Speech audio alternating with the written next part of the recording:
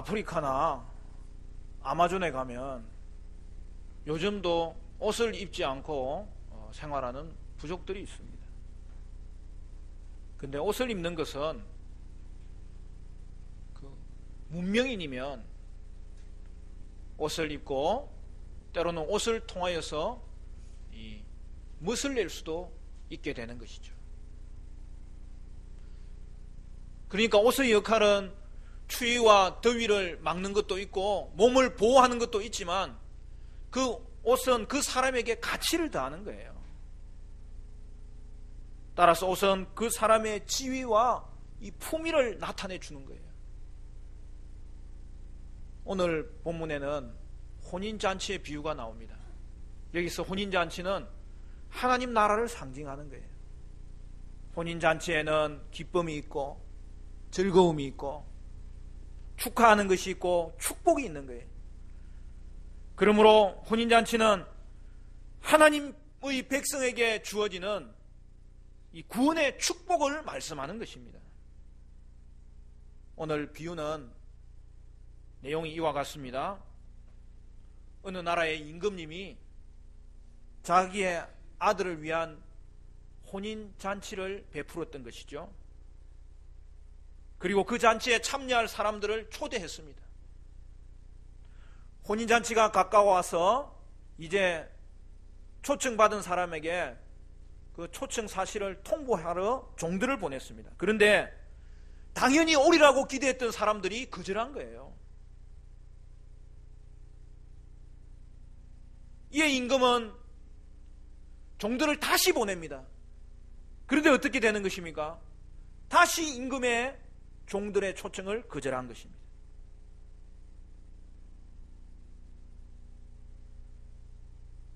그리고 보냄받은 종들을 죽이기까지 하는 일들이 벌어진 것입니다. 여러분, 임금이 초청한 자리에 오지 않는 것은 참으로 이상한 일입니다. 이것은 상상할 수 없는 일입니다.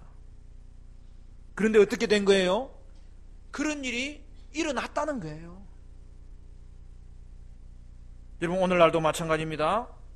하나님은 이 땅에 구원을 허락하시려고 하나님의 아들 예수님을 보내서 이 땅에 천국을 성취하셨습니다. 그리고 그 천국에 여러분을 초대하시는 거예요. 그런데 어떻게 하는 겁니까? 사람들이 천국 잔치의 초대를 거절하는 거예요. 그것은 하나님을 철저하게 무시하는 태도입니다. 그때 하나님은 어떻게 합니까? 다시 종을 보내는 거예요. 다시 초청하는 거예요. 지금도 하나님은 이 땅을 향하여 천국의 초대를 계속하여 사람들에게 나타내 보여주고 있고 초청하고 있어요. 여러분, 여기에 하나님의 자비하심이 나타나는 거예요. 하나님은 한 번 실패했다고 끄끄부리는 자가 아니라 상한 갈 때도 하나님은 그 갈 때가 꺾지 않기를 보호하시고 꺾이지 않도록 지켜보시면서 다시 기회를 주고 또 기회를 주고 또 기회를 주는 거예요. 오늘 본문에서 왕의 초대를 거절한 사람들의 이유가 무엇입니까? 그게 5절부터 나오죠. 5절 6절 우리 같이 한번 읽어볼까요? 5절 6절 다 같이 시작. 그들이 돌아보지도 않고 한 사람은 자기 밭으로 한 사람은 자기 사업하러 가고 그 남은 자들은 종들을 잡아 모욕하고 죽이니. 뭐라고 말씀합니까? 사람들은 임금의 초청을 전하러 온 종들을 돌아보지도 않고 자기 밭으로 갔고 자기 사업하러 갔다는 거예요. 여기서 강조하는 내용은 뭡니까? 자기라는 말이에요. 초대받은 사람들은 임금의 초대보다도 자기 일을 더 중요하게 여겼던 것입니다. 여러분, 여기에 인간의 죄악의 가장 본질적인 문제가 무엇인지 드러납니다. 여러분, 모든 죄악의 근원은 자기 중심성이에요. 자신이 자기 인생의 주인이라고 착각하는 것이죠. 그러면 신앙은 뭡니까? 하나님 중심으로 돌아가는 거예요.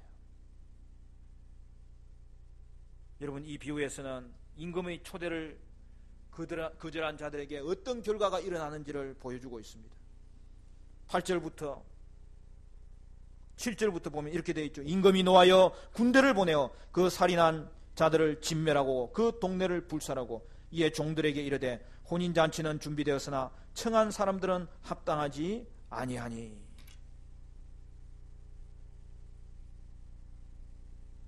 여러분, 이 이야기를 듣고 있는 사람들은 이 결과를 당연히 예상할 수 있는 거예요. 어떻게 됩니까? 임금은 노하여 군대를 보냈고 그들을 진멸하고 그 동네를 불살랐던 것입니다. 여러분, 이 심판의 대상이 동네 전체인 것을 보면 결국 이 비유의 대상이 누구라는 거예요? 이스라엘 백성 전체를 이야기하고 있는 거예요. 잔치의 초대에 거절하는 것은 있을 수 있지만 분명한 사실은 여러분, 그들에게는 심판이 있다는 사실이죠. 여러분, 오늘 이 혼인잔치의 비유는 굉장히 스토리가, 그 전개가 아주 빠르고 또 이야기가 화려합니다. 왜 그렇습니까? 크게 이 두 부분으로 이 내용이 들어가 있기 때문에 그래요. 그리고 두 번째 내용에 이 비유의 핵심이 들어가 있어요. 이제 그 이후에 어떤 일이 일어나는 겁니까? 10절부터 보면 내 거리로 길에 가서 사람을 만나는 대로 혼인잔치에 청하여 오라 한데 종들이 길에 나가 악한 자나 선한 자나 만나는 대로 모두 데려오니 혼인잔치에 손님들이 가득한지라. 이에 임금은 종들에게 명합니다. 혼인잔치는 이미 다 준비되어서, 그리고 이 혼인잔치에 청함을 받은 자는 마땅하지 아니하니 이제는 이 준비된 혼인잔치를 그냥 이대로 내버려 두는 것이 아니야. 다른 사람을 청하는데 길가에 나가서 만나는 대로 아무 사람이나, 오늘 본문에 뭐라고 해요? 착한 사람이든지 악한 사람이든지 다 그들에게 청하여서 데려오라고 명하였던 것입니다. 그래서 혼인잔치에는 사람들이 가득하게 되었다는 사실이죠. 이 말씀은 무슨 말입니까? 이 말씀을 예수님께서 하시는 것은 청중들에게 선택된 민족이라고 자부하던 유대인들은 천국에서 배제가 되고 그들이 개같이 여겼던 이방인들이 천국 잔치에 초청된다는 충격적인 사실을 전해주는 것이죠. 새로운 하나님의 백성의 기준은 아무것도 없습니다. 외적인 장벽이 다 무너진 거예요. 임금은 잘난 사람, 못난 사람, 성한 사람, 아픈 사람, 착한 사람이든지 악한 사람이든지 누구를 막론하고 구별하지 말고 모두 데려오라고 이 모든 잔치가 열린 잔치로 모든 사람에게 초대를 하였던 것입니다. 사랑하는 성도 여러분, 그런데 바로 이것이 저와 여러분이 받은 구원이라는 사실이죠. 하나님의 품을 떠난 인생은 그 어디에서도 만족할 수 없어요. 세상의 현란한 문화가 잠시 우리에게 유익을 주는 것 같지만, 도움을 주는 것 같지만, 여러분, 그렇지 않습니다. 소금물을 마시면 마실수록 더 갈증을 일으키듯이 세상에 있는 것들은 채우면 채울수록 우리를 더 공허하게 만드는 것을 우리는 고백하지 않을 수 없습니다. 이렇게 허무한 데 굴복하고 살던 우리에게 어둠에서 자신들이 어둠에 처한 줄도 모르면서 일시적인 만족을 헤매며 다니던 우리에게 하나님은 당신의 종들을 보내주셔서 천국의 초대를 우리에게 허락하신 것입니다. 그들을 통해서 우리가 예수님을 알고 예수님으로 말미암는 구원을 알고 천국의 초대를 받고 천국에 참여하게 된 것입니다. 예수를 믿고 나면 다들 고백하는 게 있어요. 예수 믿는 게 이렇게 좋을 줄 몰랐다. 내가 예수 밖에서 헤매고 있을 때 그것이 얼마나 비참한 것인지 다시 알았다.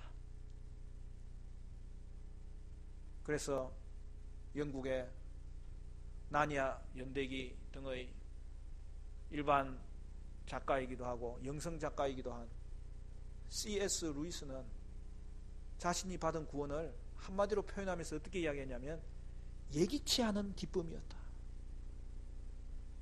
그것이 저와 여러분에게 주신 하나님의 은혜인 줄로 믿습니다. 그런데 이 비유가 여기서 끝나는 게 아니에요. 11절부터 이렇게 되어 있습니다. 임금이 손님들을 보러 들어올세 거기서 예복을 입지 않은 한 사람을 보고 이르되 친구여 어찌하여 예복을 입지 않고 여기 들어왔느냐 하니 그가 아무 말도 못하거늘 임금이 사원들에게 말하되 그 손발을 묶어 바깥 어두운 데에 내던지라 거기서 슬피 울며 이를 갈게 되리라 하니라. 임금은 혼인잔치에 사람들이 가득 찬 것을 보고 흡족히 여기면서 그들을 돌아보는 중에 예복 입지 않은 한 사람을 발견합니다. 임금은 그에게 친구여 어찌하여 예복을 입지 않고 들어왔느냐라고 물었을 때 그 한 사람의 대답이 무엇입니까? 아무 대답을 못하는 거예요. 입이 있어도 말을 못하는 거예요. 그 말은 뭐예요? 자기가 뭔가 잘못한 게 있다는 거예요. 그 후에 어떻게 됩니까? 임금의 명예에 의해서 종들은 예복 입지 않은 자의 손발을 묶어서 어두운 곳 바깥에 내던지고 그는 거기서 슬피 울며 이를 갈게 되는 것입니다. 마태복음에서는 이런 표현은 심판, 특히 영원한 심판을 의미하는 거예요. 저는 어릴 때 이 비유를 읽을 때마다 참 이해가 잘 안 됐어요. 혹시 여러분도 그렇지 않습니까? 아니 잔치에 오라고 청할 때는 언제고 왔는데 쫓아낼 때는 언제입니까? 여러분 그래도 그는 잔치를 처음부터 거절한 이스라엘 백성과는 달랐잖아요. 그 초청을 기쁘게 생각하고 잔치 자리에 들어왔잖아요. 아니 예복 하나 입지 않았다고 이렇게 밖으로 내동댕이 침을 당하는 것입니까? 그러면 예복이 그렇게 중요한 것입니까?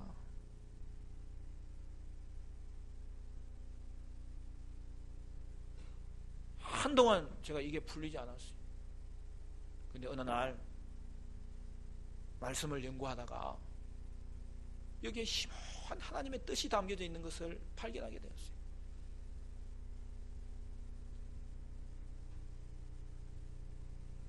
사실 이 설교가 제가 신학교 다닐 때, 전도사 때, 교육전도사 때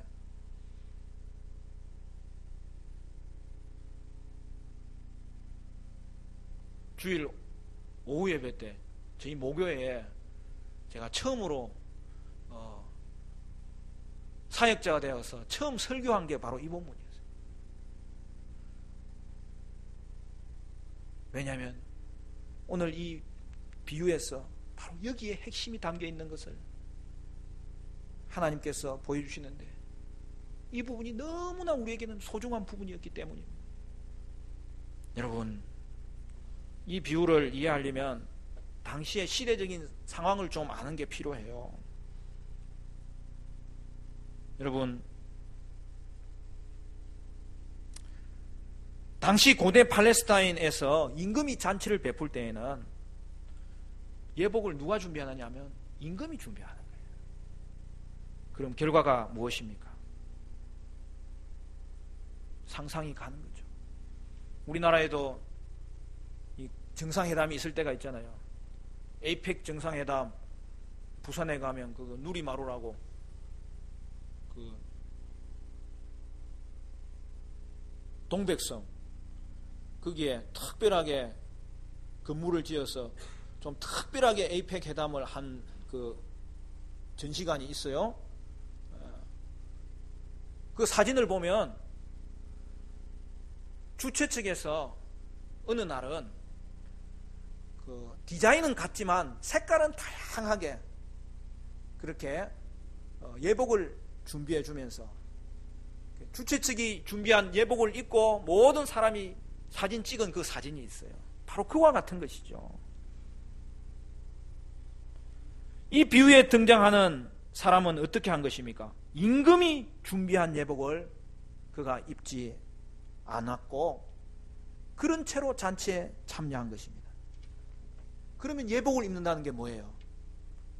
그것은 하나님께 순종하는 것을 의미하는 거예요. 예수를 믿는다는 것은 하나님께 순종하는 것을 의미하는 거예요. 예수를 믿는 것은 예수님을 내 죄를 사해 주신 구주로 믿을 뿐만 아니라 예수님이 내 인생의 왕이 되는 것을 몰랐다는 것을 회개하면서 이제 내 인생의 왕으로 주님을 영접한다는 것, 그는 나의 주님이신다는 것을 고백하는 것이 가장 중요한 신앙의 고백인 것이죠. 따라서 믿음에는 반드시 순종의 결단이 있어야 되고 순종이 따라가는 것입니다. 하나님의 나라는 순종하는 나라입니다. 아담의 범죄가 뭐예요? 아담은 하나님이 명하신 계명을 불순종한 거죠. 최초의 인류 아담이 불순종함으로 그에게 죄가 임했고 그에게 타락이 임했고 온 인류의 조상의 타락으로 말미암아 온 인류가 타락하고 이 땅에 있는 자연조차도 타락하고 오늘 하나님과의 관계가 깨어지고 이웃과의 관계가 깨어지고 자신과의 관계가 깨어지고 자연과의 관계가 깨어지는 모든 그 출발이 무엇이었느냐? 하나님의 명하심에 거절한 불순종이었다는 사실이죠. 앞에도 이야기했지만 여러분, 죄의 가장 근본은 뭐예요? 자기 중심성이에요. 그러면 참된 믿음은 뭡니까? 하나님 중심으로 다시 돌아가는 것입니다. 사랑하는 성도 여러분, 믿음은 순종을 회복하는 거고 믿음은 순종의 발걸음으로 주님 앞에 살아가는 거죠. 순종은 있어도 되고 없어도 되는 것이 아니라 예수를 믿는 삶의 모습이고 예수를 믿는 삶의 그들이 입은 예복이고 그 예복을 입은 품위가 그들의 삶에서 드러나도록 되어 있는 것이 믿는 자의 발걸음이라는 것을 오늘 성경은 분명하게 밝혀주는 것이죠. 따라서 여러분, 믿음은 순종이에요. 그런데 잔치에 쫓겨난 자는 어떻습니까? 왕의 초대를 처음부터 거절한 자들도 잘못이지만 왕의 초대에 응하였지만 잔치에 참여했지만 왕이 주는 예복을 거절한 이 사람은 왕의 권위를 더 크게 훼손하고 무시하였던 것입니다. 여러분의 삶은 어떻습니까? 여러분의 삶은 예복 입은 삶입니까? 하나님의 백성이 되었는데 하나님 백성다운 삶이 나타나고 있습니까? 여기에 우리의 신앙의 모든 것이 결판나는 거예요. 그래서 오늘 본문은 14절에 이렇게 이야기합니다. 청함을 받은 자는 많되 택함을 입은 자는 적으니라. 결국 이 비유에서 잔치에서 쫓겨난 자는 누구를 이야기하느냐? 처음부터 거짓 신자예요. 오늘 저와 여러분은 우리 자신의 예수님에 대한 고백이 무엇인지 다시 한 번 더 점검하고 예복 입은 우리의 삶을 다시 한 번 더 살펴보는 은혜가 있게 되시기를 간절히 축원합니다. 근래에 목회 세습에 대한 이야기로 한국교회가 뜨거워졌는데 어떤 교회가 자신의 아들에게 목회를 물려준 거예요. 여러분, 작은 교회는 그 물려받는 게 십자가일 수도 있어요. 그러나 대형 교회는 그렇지 않아요. 대형 교회가 그런 일을 하는 것은 그들에게 교회의 주인은 이미 하나님이 아니고 자신이라는 것을 말하는 거예요. 천국에 가면 놀랄 일이 세 번 있다는 거예요. 첫째로는 천국에 당연히 있을 줄 알았던 사람이 나중에 찾아보니까 없는 거예요. 두 번째는 저 사람은 천국에 가겠나 싶었는데 가보니까 가장 좋은 자리에 앉아 있는 거예요. 세 번째는 나 같은 죄인이 천국에 있다는 사실이 너무 귀하고 놀랍다는 거예요. 사랑하는 성도 여러분, 순종하는 믿음이 아닐 때에, 하나님의 말씀이 자기를 움직이지 않을 때에, 그것은 나중에 천국에서 못 볼 수도 있다는 것을 기억해야 됩니다.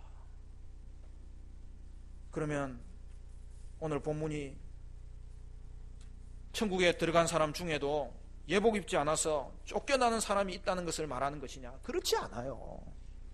결국 중요한 것은 천국 백성은 삶에서도 천국 백성다운 삶이 나타나야 된다는 것을 그렇게 강조하는 거예요. 우리 자신을 돌아보라는 거죠. 성도에게는 예복이 어울리는 거예요. 예복을 입으면 더 멋있고, 예복을 입으면 그의 삶이 더 복되고, 예복을 입으면 빛이 나는 것이 성도의 삶이라는 것이죠. 바울도 옷 입는 걸 가지고 성도의 삶을 많이 설명했어요. 로마서 13장 14절에 보면 오직 주 예수 그리스도로 옷 입고 정욕을 위하여 육신의 일을 도모하지 말라. 예수 안에 있는 자는 이미 그리스도의 입을 옷을 입은 사람이에요. 우리 같은 죄인이 구원받을 수 있는 것은 예수님이 옷을 입혀주시니까. 아직도 우리는 부족하지만 예수님의 옷을 입은 것으로 하나님 앞에 비춰지니까 저와 여러분이 천국에 당당히 들어감을 입게 되는 것이죠. 에베소서 4장 22절에 보면 너희는 유혹의 욕심을 따라 썩어져가는 구습을 따르는 옛사람을 벗어버리고 오직 너희의 심령이 새롭게 되어 하나님을 따라 의와 진리의 거룩함으로 지으심을 받은 새 사람을 입어라. 사도 바울은 그러면서도 신앙생활이 뭐냐? 계속적으로 옛사람을 벗어버리고 새 사람을 입는 것이라고. 옷 입는 것 잘해라. 옷 입는 것 잘해라. 그것이 신앙생활의 가장 중요한 비결이라고 말씀하고 있는 거예요. 여러분, 몸을 깨끗하게 씻고 더러운 옷을 입는 사람 봤어요? 못 봤어요? 그게 이상한 거죠. 저와 여러분은 이미 온몸이 예수 그리스도의 십자가의 보혈로 말미암아 깨끗하게 씻음받은 하나님의 백성이 된 줄로 믿습니다. 우리는 온몸이 깨끗함을 받았는데 우리에게 어울리는 것은 이제는 깨끗한 옷이라는 거죠. 그래서 오늘 사도 바울은 우리에게 신앙생활은 뭐냐? 옷이 더럽혀졌으면 우리는 얼마든지 주시는 예수님의 옷, 새 옷을 입을 수 있다고. 육신에 있는 옷은 계속 벗어버려라. 그리고 새 사람의 옷은 계속 입어라.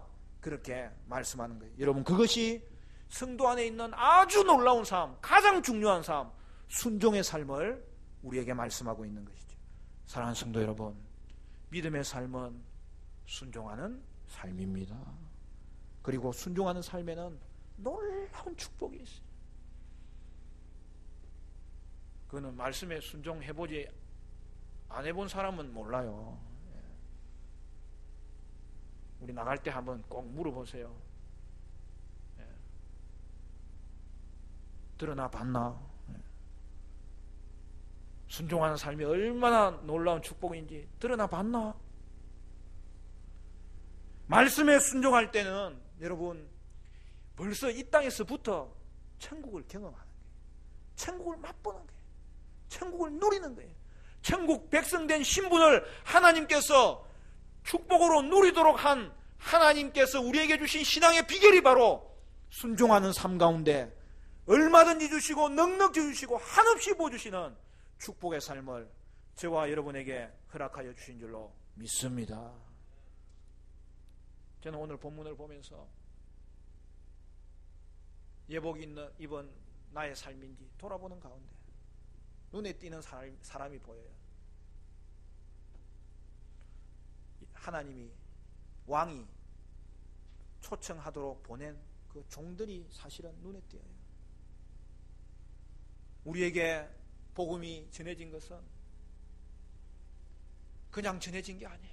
엄청난 대가를 지불한 이 종들의 수고와 헌신과 때로는 순교와 그 눈물로 말미암아서 이 복음이 전해진 거죠.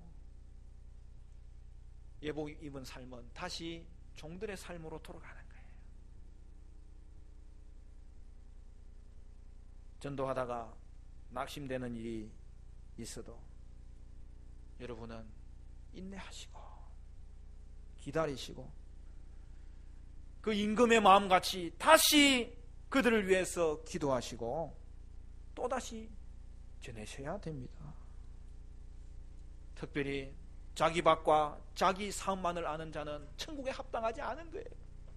오직 저와 여러분은 내 밭과 내 사업에 신경을 쓸 뿐만 아니라 하나님이 하신 일을 초대하는 일에, 영혼 구원하는 일에 헌신하는 것이 당연한 하나님의 종들의 삶인 것을 성경이 말씀하고 있습니다. 사랑하는 성도 여러분 품이 있는 천국의 예복을 입으시기를 바라고, 그 예복을 입으심으로 말미암아 여러분의 삶이 더 아름다워지시기를 간절히 축복합니다. 오늘 성령님께서 제가 기도하기는 여러분에게 그리스도의 옷을 먼저 입혀주시기를 바랍니다. 자신이 주인 되는 삶을 내려놓고 천국 잔치에 참여할 수 있는 사람이 이 자리에는 한 사람도 배제되는 사람이 없기를 간절히 축원합니다. 그리고 여러분의 삶이 하나님 중심의 삶이 되어서 거룩한 예복을 입고 주의 뜻에 즐거이 헌신하며 결단하며 일어서는 믿음의 삶이 되시기를 바라고, 순종의 삶이 되시기를 바라고, 축복의 삶이 되시기를 바라고, 헌신의 삶이 되시기를 바라고, 그로 인하여 주께 거룩한 은혜의 삶을 살아가는 저와 여러분 되시기를 간절히 축원합니다.